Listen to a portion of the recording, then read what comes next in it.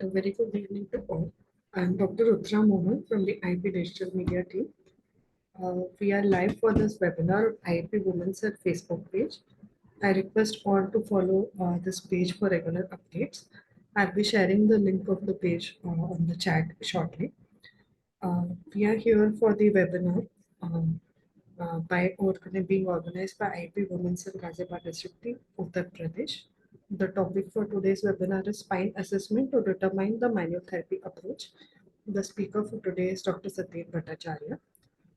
The moderators for today's session are Dr. Monika Chandra, Dr. Priyanka Tyagi, and Dr. Avibhyakti Navgeet. Before we start with the session, I would like to tell you about the IP Digital Media team.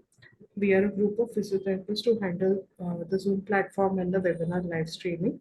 Regularly we conduct webinars on various topics by physiotherapists and other medical professionals. We also have social media profiles of IIT on Facebook, Instagram, Twitter, LinkedIn, and YouTube. You can follow these pages to get regular updates about our activities. And for attending the live webinars, you can follow our YouTube and Facebook pages.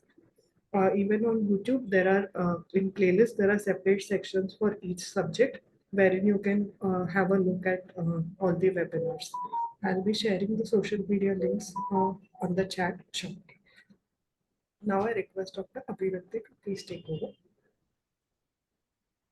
Hi, good evening. A very warm welcome to all of the participants here and a warm welcome to Dr. Satyen Bhattacharya. So today's topic is, how do you assess spine for manual therapy approach? So when we talk about spine, it's not just the backbone of our body. It is the highway of movement, balance, and life itself. Every step we take, every twist we make, and even the way we breathe is silently supported by this remarkable structure. So today's topic being because, all the, whether we stand, whether we sit, the spine has its role to play. So a very warm welcome to you, Dr. Satyen. Dr. Satyen, have you joined? Thank you, ma'am. Thank you, madam. So Dr. Satyen is my classmate, has been my classmate. So we are passed out from year 2006. And Dr. Satyen has done his master's in ortho. He's an MSc osteopathy. He has done spinal. He's a certified manual therapist, certified right kidney practitioner, and he's also serving as an associate professor at BIMLS Bardhaman, director at Wellofit Healthcare Private, and founder and chief physio at Fitofine. So welcome you, sir, and over to you. Thank you, Dr. Navgeet. Thank you, Dr. Priyanka, Dr. Monika, and the IIP Women's Cell for giving me this opportunity for presenting the webinar today. So we'll be talking about the basics of some manual therapy approach where we can give some manual therapy approach in different assessment format. So as we are doing the assessment in day-to-day practice, we might not consider to talk about the MMT or range of motion, which is the key factor for our assessment purpose.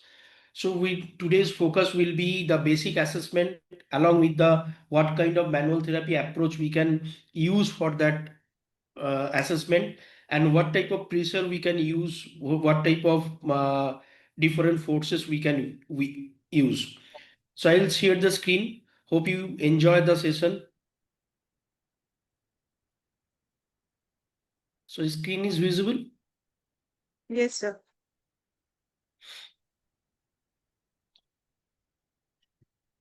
So first we'll be talking about the rules of spinal manual therapy. There are certain rules in spinal manual therapy. We cannot go or we cannot give all the mobilization or all the forces, whatever we want. Now there is a trend to apply the high velocity thrust first, then the giving the exercise last. So which is very wrong. We should follow the force progression way. And there are some rules which we are going to follow. So all the joints, spine is made up of a lot of joints. All the joints have some amount of joint play. If we ignore the joint play, then the spinal mobility will be hampered. Normally the joint surface glide and roll upon each other during the active and the passive movements. If gliding is not there, there would be lead to compression and injury. So the gliding or the accessory movement is very much important in each segment of the spine. We have to ensure the mobility, because if there is a loss of mobility, then there will be any kind of dysfunction or derangement will be there. So decreasing gliding component will contribute the joint hypomobility. And check for the joint gliding, then perform the manipulation, PNF, weight bearing or weight training exercise, stretching, etc. So first we'll have to ensure that whether which particular area we are going to give the exercise or we are going to give the forces that should have the mobility, and we have to ensure or we have to regain the mobility of that part of segment first, then only we can go for any kind of manipulation techniques. Now come to the rules of mobilization. The first rule is the loading strategy. Always try to treat the patient in the loading and the painful condition, as this is the most effective way to treat the patient and perform offending movement in a pain-free way. So whenever there will be the loading of that particular joint, suppose if you are treating any joint apart from the spine, if there is a pain in the loading, you just first start with the loading strategy, then only you can get a good result. If movement is pain free, movement should be pain free. Whenever you are going to give mobilization, on whenever you are going to give any exercises or range of motion exercises, there should be pain free. If that area or that movement or that mobilization force is not pain free, then you'll have to change the pressure, you'll have to change the hold, angle, level, and the side. So you have to rethink before applying any force, before applying any mobilization techniques. Then comes rule number 3 is force application. Check the resultant vector, angle of push. So where you are pushing, in which direction you are pushing, and then parallel position of the treatment belt should be followed, and angle of position of your forearm should be directed in a way where you are going to achieve the maximum range or maximum accessory motion. And the glide should be the sustained one. If the glide is not sustained one, we are not going to push the range, we are not going to go up to the last range of the movement, we will be not able to emphasize the accessory area of that particular segment. So there should be glide should be sustained. And always try to do in the active way, encourage the patient to give the active exercise instead of passive movements. We generally sometimes do the passive movements before applying mobilization. Always try to give the active exercises or active movement which will ensure the joint accessory movement, and it will ensure the joint mobility also. Another one thing which is very important, that is we are not pushing to the end range. We should push the barrier to the end range. If we are not pushing the barrier to the end range, then the mobilization or manipulation will be failure. Once the end range is pushed to the physiological end range, then the pain will decrease. So we'll always have to prefer, this is not only for the spine, this is also for the other joint. We have to talk about, we'll have to push to the end range. Next one is the overpressure. End range, whenever we are going to the end range, we should give the overpressure to the patient, or overpressure can be given by the therapist, overpressure can be given by patient himself, but overpressure at the end range will increase the accessory movements or the gliding movement of that patient of that particular area. And always try to be parallel to the treatment plane, and always try to be perpendicular in the movement plane. That is very important. Then you have to be synchronized along with the patient movement. When the patient is moving, if you are going to give for the Mulligan mobilization, you'll have to be synchronized with the patient. Your movement or your hand or your any kind of things should not be block the patient movement. So synchronize along with the patient. Don't ask or don't tell the patient to do the movement like this way, be fast, be slow. Don't do that. Whatever the type of movement patient is doing, you'll have to synchronize along with the patient. Pressure. Now there is another one confusing and very gloomy area about the pressure. How much amount of pressure we should give? There is no magnitude. There is no such a things that in particular area you are going to give that much of pressure. There is no such rule in any book or any manual therapy aspect. That should be, the pressure should be given by your assessment, that you should range, you should push to the end range. Don't give beyond or maximum range, maximum pressure. So if you are giving maximum pressure after reaching the end range, then you might tear the soft tissue structure. You'll have to be careful. So pressure should be very particular. You should assess that area, your palpation, your hand should talk about your assessment. Then only you can give the pressure properly. Then rule 11 is coming for the stabilization. To obtain good amount of mobilization up to the end range, you will have to stabilize the patient first. So the position should be proper. Suppose if you are doing for the cervical spine, upper cervical spine movement, the patient should be in a erect sitting position. Then only you will be able to get the maximum amount of movement, and the stabilization should be done properly. Now, whenever you are giving any kind of mobilization force or any kind of manipulation, you have to be considerate, you have to be careful about the planes of the movement. Give proper amount of translatory movement and avoid rotatory movement. So whenever you are going to give any force, it should be go in a translatory way, and rotatory movement will produce effect in transverse plane. We need to ensure the sagittal movement and transverse plane movement differently, not at the same time. So एक साथ में आप transverse plane का भी movement दे रहे हो, sagittal plane का भी मूवमेंट दे रहे हो, that should not be done. The different plane should have different amount of force. If you are going to give any rotational component movement, if you are going to give any rotational glides, then it should be follow the transverse plane. It should not be clubbed with the sagittal plane or the coronal plane. So whenever you are giving any kind of pressure or movement to the patient or that particular spinal segment, you'll have to be careful about the planes of the movement. Then you have to be careful, or you have to be judgmental about the pain or the new pain. Patient come to you with a pain. Now you are doing several tests, several exercises, several manual therapy adjunct. So the pain will be reduced or pain can be increased. Now, new pain, whether the new pain is appearing after one or two sessions, you will have to be careful about that. So don't mingle along with the pain and the new pain. There may be a chance of new pain after performing repeated exercise in case of mechanical pain. So if the person is having any mechanical pain, then he may produce the new pain. You will have to be careful in judgment that the new pain is not the pain.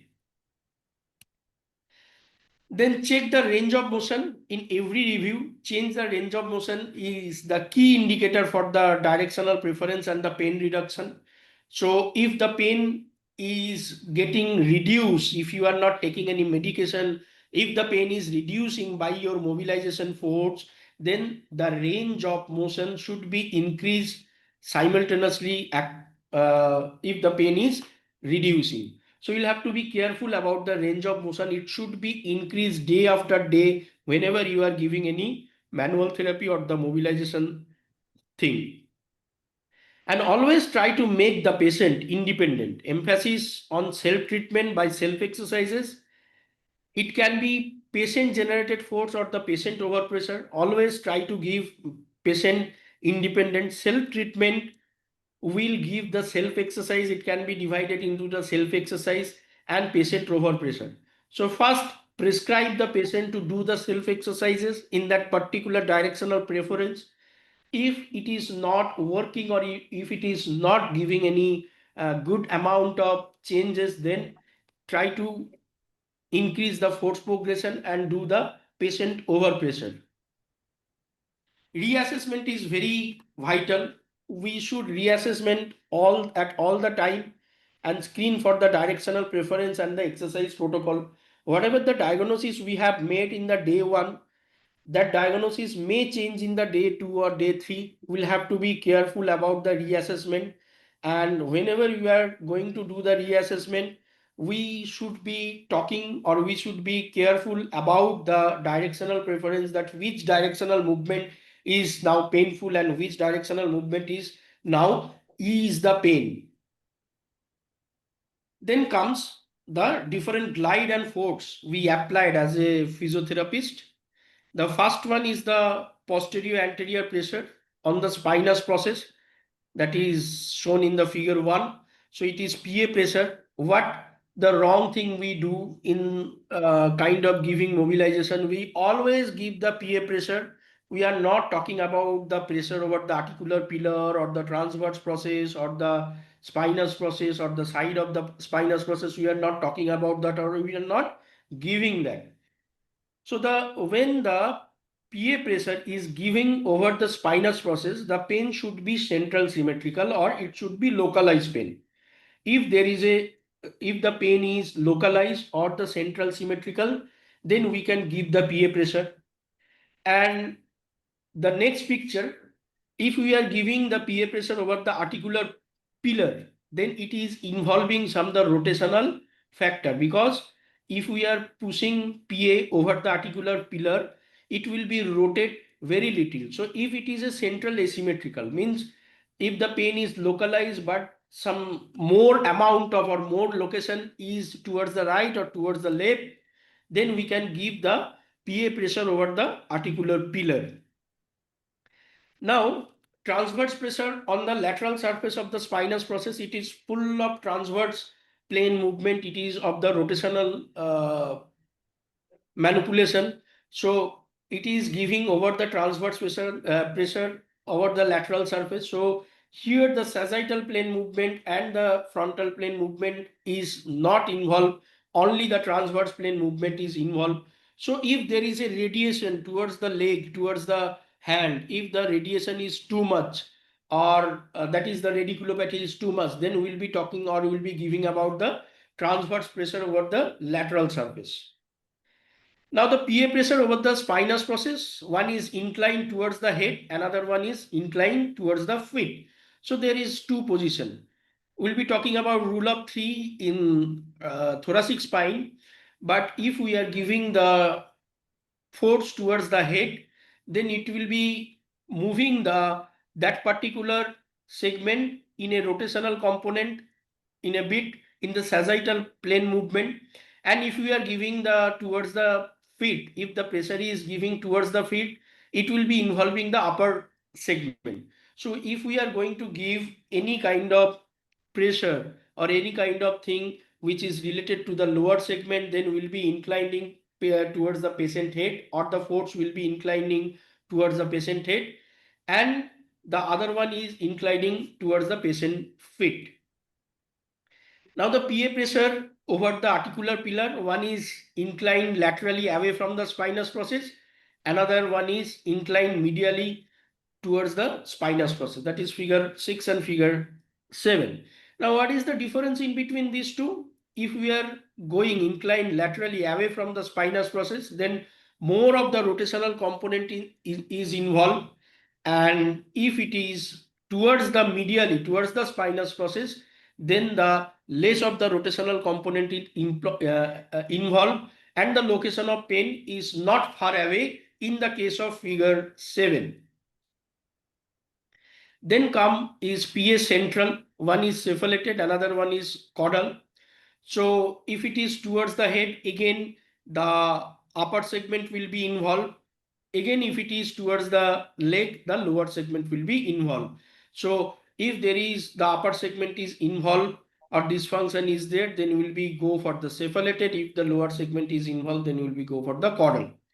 Now the PA unilateral pressure, the next one, the PA unilateral pressure, which is inclined laterally and inclined medially. If it is inclined laterally, it will be of more rotational component or more radiation, or radiation can be there, or radiculopathy can be there towards the leg or towards the feet. And if it is inclined medially, so only the 2 segment or 3 segment has crossed. In case of lumbar, it should be crossed, or it should be crossed up to the knee. And in case of upper limb, it should be crossed up to the elbow. Then transverse pressure inclined to posterior anterior. So if it is giving the transverse pressure inclined towards the PA, then it will be local pain along with the uh, total area, means which will be painful. The local area will be painful. It will be central asymmetrical area. Then only we can give the transverse pressure. Again, it will be of the transverse plane movement, it will be not club with the sagittal plane or the frontal plane movement. Now, the different forces in manual therapy. What are the different forces we can give, or what can be the force progression? The first one is the force by the patient. If we are giving any exercise, our first exercise should be the patient exercise, or giving to the patient. It should not be the manipulation. But in our day-to-day clinical practice or trend is there, first we used to do the manipulation, then we'll give the therapist overpressure or the mobilization. And when the patient is going back to the home, we are giving exercise as a home basis. But we should start in the way that first force should be given by the patient. So it is totally independent. The 70% of the spine related issues should be covered by the force given by the patient or patient overpressure. It is totally independent. No therapist is required. Only the therapist is required to assess the patient and give the proper exercises. Then McKenzie is the best option over here. Then if we are coming to the therapist overpressure and the mobilization, it is totally dependent over the physiotherapist. It should be done by the physiotherapist. Patient cannot be done by themselves. Here the Maitland and the Mulligan is the better option, and we hardly need manipulation. We hardly, only 5 to 3% patient we need the manipulation. We always does not need the high velocity thrust or grade 5 manual therapy thrust. Now, if you are applying the Mulligan, if you are applying the Mulligan, you will get the immediate effect, and it should be, pain should be decreased and the range of motion should be increased if you are applying the Mulligan. If it is not, then you have to change your flaps. What is that? You'll have to change your force, you'll have to change your level, you'll have to change your angle, pressure, and the side. So again, you have to assess the patient and you have to change the flaps. Now the glide should be sustained in Mulligan and it should be oscillatory in the Maitland. And try to treat the patient in weight bearing position at the patient complaint of pain in loaded only.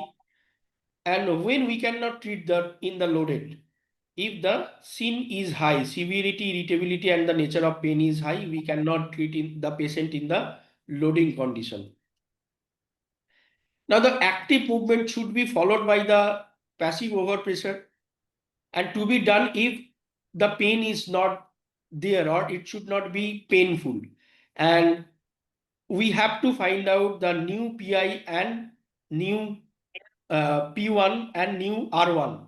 So pain should be changed, the range of motion should be changed, and it should be given by the patient himself. It is the best option, or otherwise the therapist also can be given. If new P1 and the R1 is not achieved, then you'll have to change the flaps. No pain, no gain theories doesn't work here. Sometimes we tell the patient, whenever we are doing the manual therapy, if the patient is complaining about the pain, we might tell the patient that pain will be there. It is not like that. Whenever you are giving any manual therapy force, whenever giving any kind of exercises, it should be in the pain free way, and no pain, no gain theory doesn't work over here. Now there are different house of thoughts. There are a lot of house of thoughts. There is Mulligan, there can be McKenzie, there can be Maitland. So which one we are going to use and which should not we are going to use.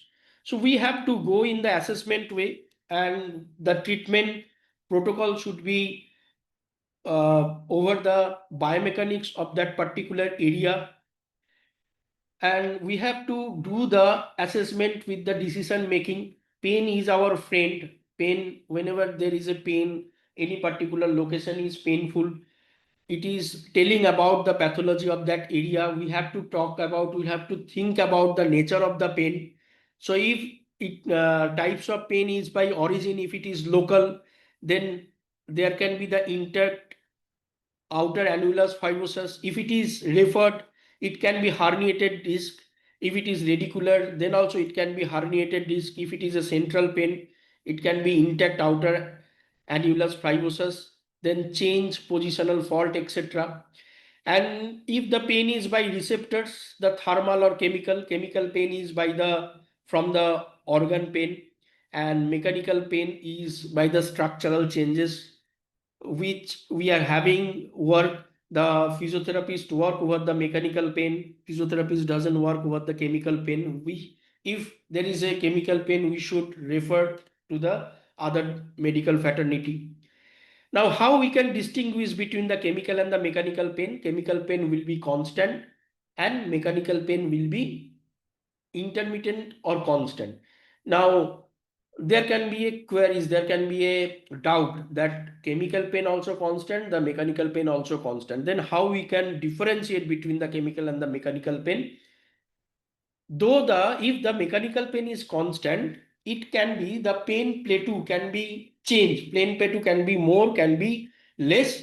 There can be a 24 hours of pain, but all the time the pain intensity or the pain plateau will not be the same. But in the chemical pain, the pain plateau will be the same unless and until you are not taking any NSAIDs or any other painkiller. Chemical pain can be due to the recent onset, and mechanical pain can be constant, repeated movement will decrease, abolish, centralize the pain in the directional preference. In chemical pain, there can be a swelling, redness, heat, tenderness may be present. These are the cardinal signs. And in mechanical pain, there should be a directional preference. That means one direction, the patient should feel the pain, another direction, the patient should ease the pain or patient should feel the less pain. Now, chemical pain will be aggravated by all the movements, and in mechanical pain, loading will increase the pain. Whenever there is an unloading, the pain will gone or pain will be less. Now in chemical, the no movement abolish or centralize the pain. Whatever the position you take, whatever the posture you take, nothing will change the pain. And in mechanical, there will be sharp end range and mid range pain. And in chemical, there can be a dull aching pain.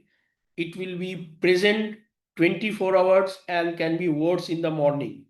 Only the NSAID will ease the pain. Mechanical pain can be subacute or chronic, or increased by some movement or decreased by some movement, which is known as the directional preference.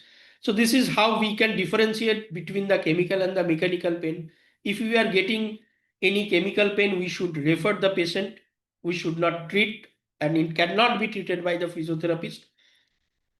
Abnormal stress is what are the causes of the mechanical pain, which is our arena as being a physiotherapist.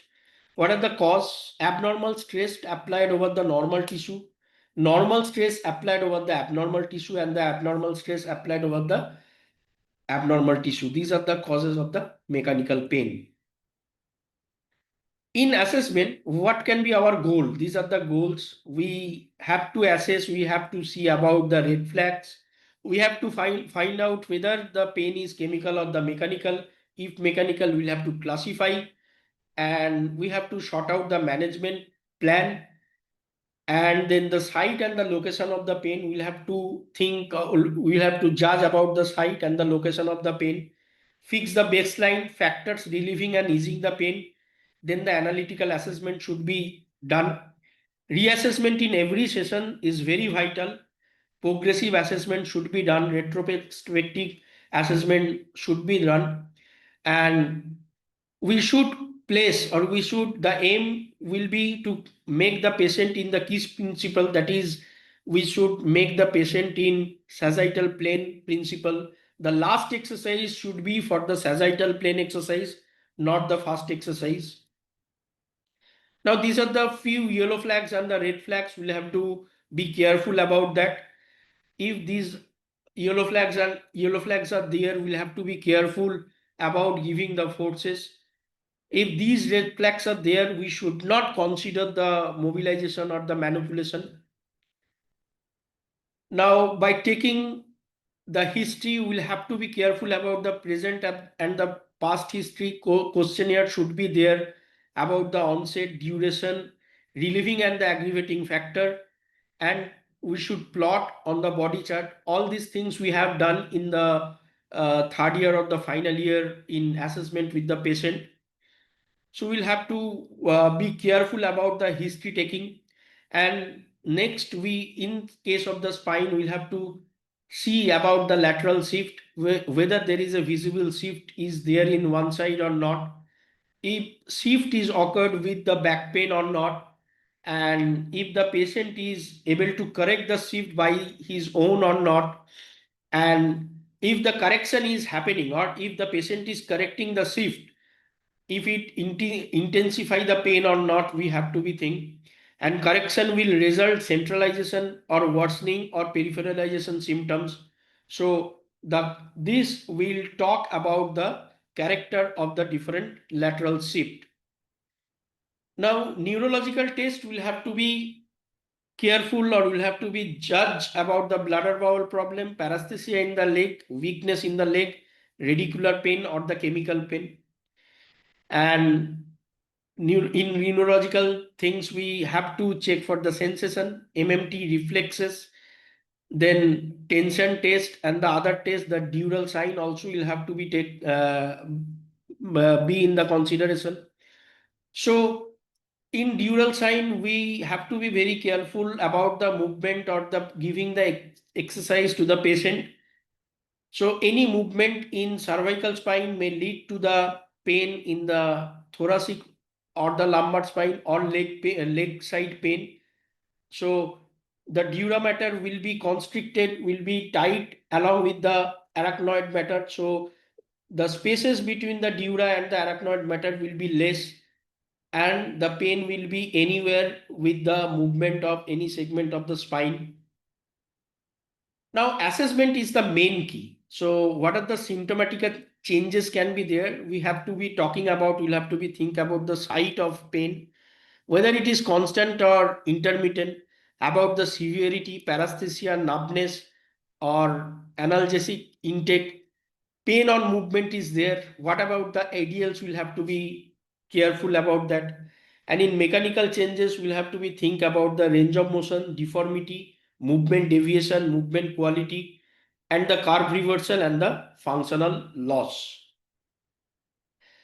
So this we used to do in our clinic, the pain location, duration, the VAS score, and the end range pain and pain during the motion. What is the typically pain is representing during our assessment, we should have to be specific about that. And we know in physiology, we have studied about the different nature of the pain. If it is cramping, dull or aching pain, it must be come from the muscle. If it is sharp or shooting pain, it should be come from the nerve. Sharp, bright and lightning like pain also can the nerve, and burning pressure like stinging and the aching pain is from the sympathetic nerve.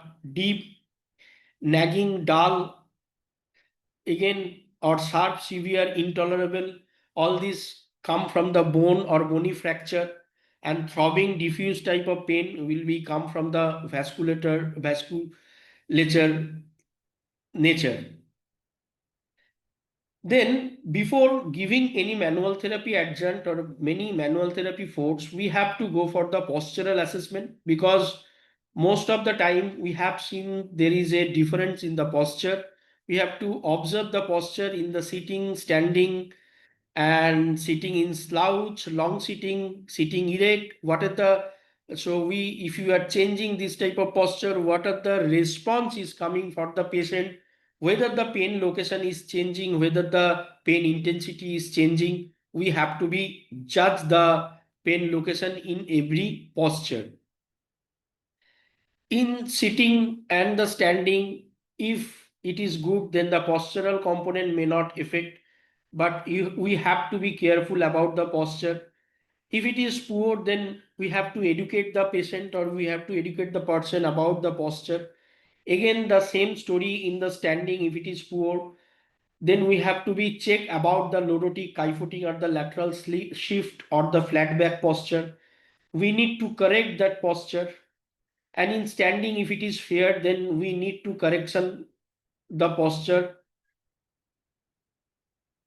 Now the loading, check for the change in the baseline, the pain intensity, whether the pain is, whenever we are going for the loading strategies, we have to be careful or we have to be judgmental about the change in the pain intensity. Check for the location, whether the location is changing or not, and check for the intensity of the pain, whether there is centralization is happening or peripheralization in happening, whether the loading is decreasing or increasing the pain. Will have to be careful. Again, after loading, you'll have to be take the baseline measurement, whether it is centralized or peripheral or peripheralized or better, or increase or produce during return or the baseline after loading. So decrease at the time of loading, but came to the baseline once unloaded. So after load, in the time of loading, will have to be checked. After loading, unloading also will have to be checked about the baseline and the other things. So if the fixing the baseline is very important, so symptom is increasing at the time of loading, but there is no change in the baseline. So we have to be increase the force progression. If there is a improve in the baseline, we are going in the right path, then that exercise should be continued. And if there is a decrease in the baseline, then we'll have to be again change the flaps, that the force, then pressure, then height, all these things will have to be changed. Reassessment is very vital. So ask about the baseline, ask about the 24 hours pattern, and 24 hours pattern of the pain, check for the exercise given, whether it is produce or repetition, check for the location and the intensity of the pain, confirm the diagnosis, change only one exercise at a time if required. So we should not change all the exercise at one session. We should change, if you given 2 or 3 exercises, you should change one exercise at a time, so you'll be able to know what is the directional preference. So these are some reassessment questionnaire you can do to the patient.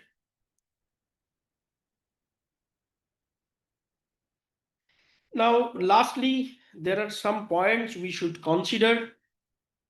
We should push to the each range of motion.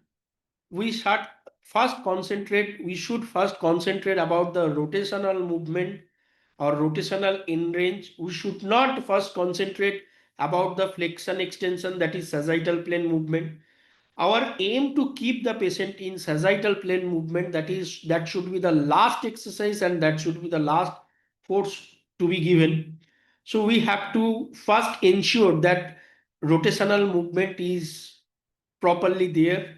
Then we'll have to be considered the side flexion, then flexion extensor, and the combined movement. So first we should be careful about the transverse plane movement, and lastly about the sagittal plane movements.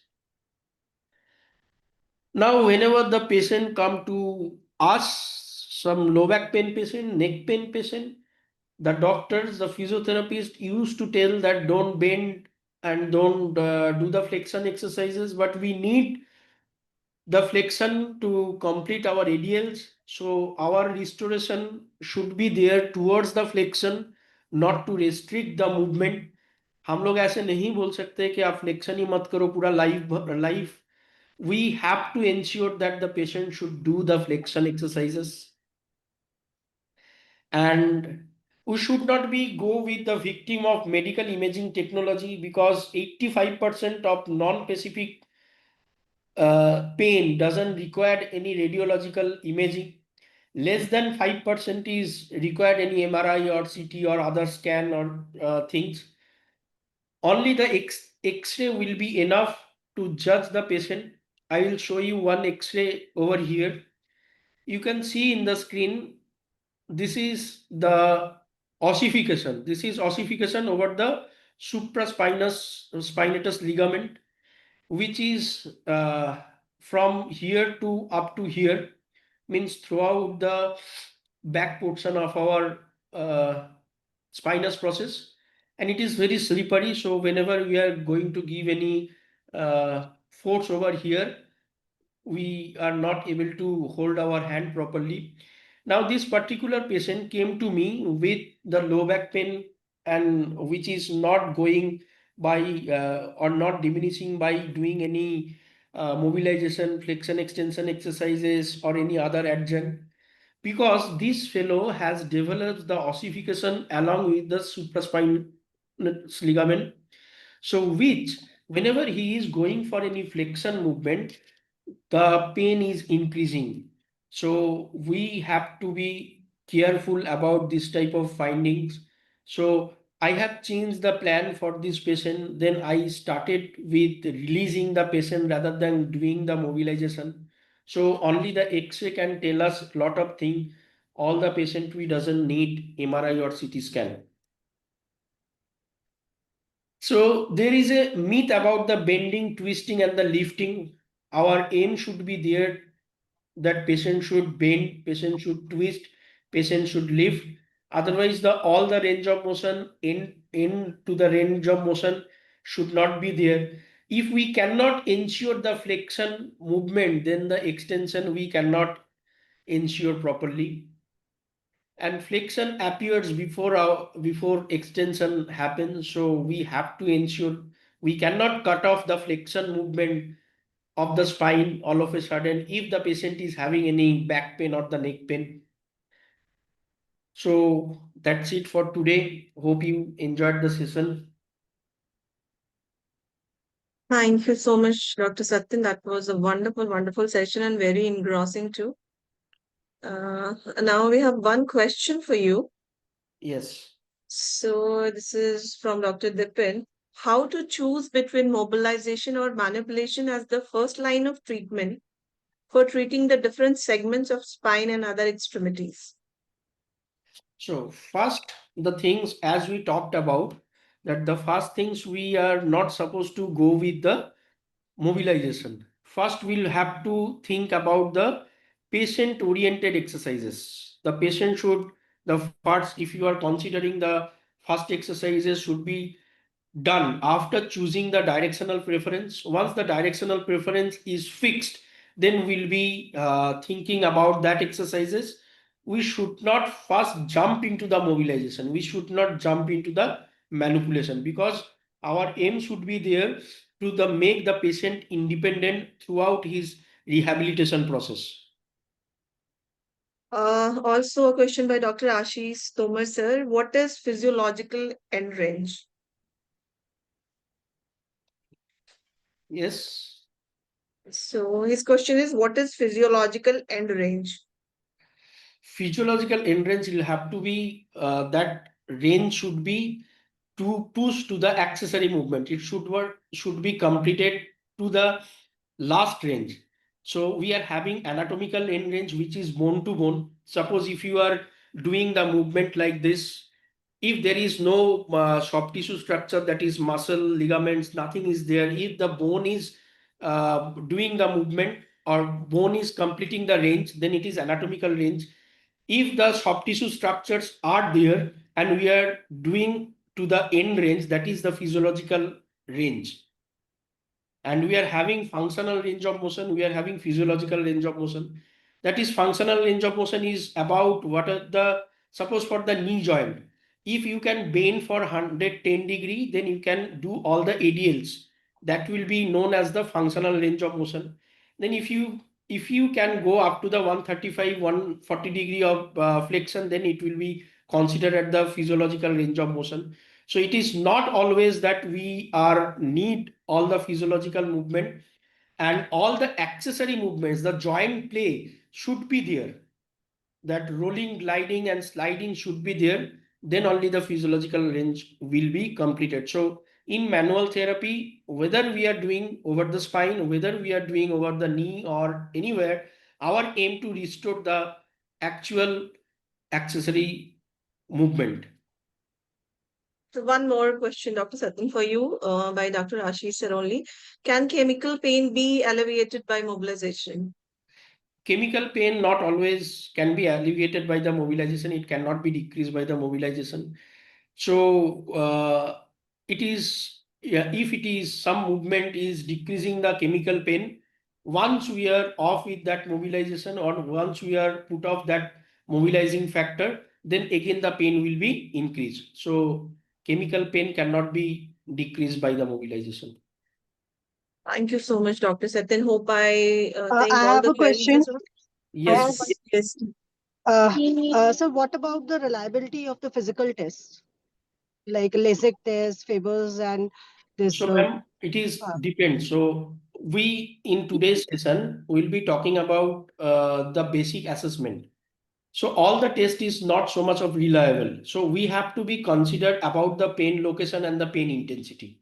Because if you are going for the slump test, fever test, or Glasgow test, or there are several special tests are there, all the test is not reliable. Will have to be correlate along with the range, along with the pain location and the intensity. and what about the combined test, combined movement test? Okay, That combined. is a very relevant test before we go for any Mulligan technique and Yes, all yes. those things. Actually, today's session was only focused about the basic things about the assessment. I was talking with Dr. Navgeet that whether we should go inside the cervical, lumbar, or thoracic special test or not.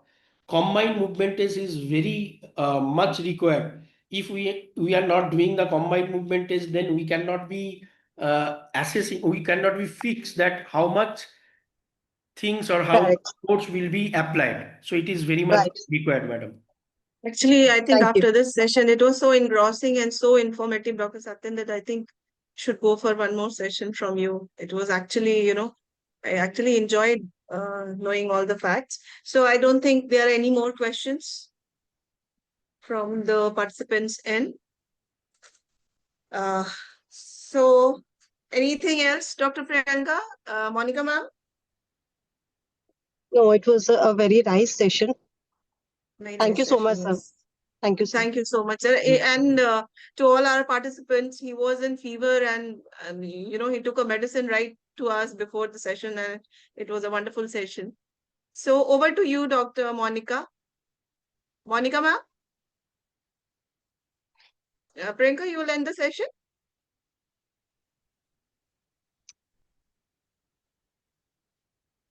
Hello? Hello. Priyanka, are you there?